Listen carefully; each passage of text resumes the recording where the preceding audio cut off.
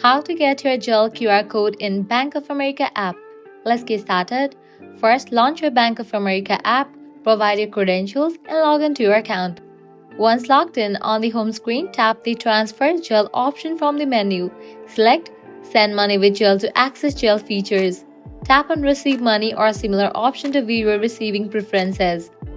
Look for the QR code option, which is usually linked to your Zelle account, email, or phone number.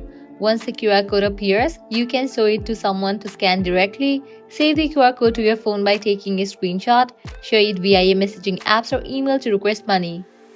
If you want to send money using someone else's Zelle QR code, tap Send Money with Zelle in the app, select QR code icon, use your phone's camera to scan the recipient's Zelle QR code, enter the amount and complete the transfer.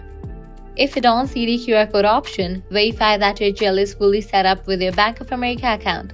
Go to Transfers, Manage Settings, and ensure your phone number or email is linked with Zelle. By following these steps, you can easily access or share your Zelle QR code using the Bank of America app. If this guide was helpful, don't forget to like, share, and subscribe. Thanks for watching.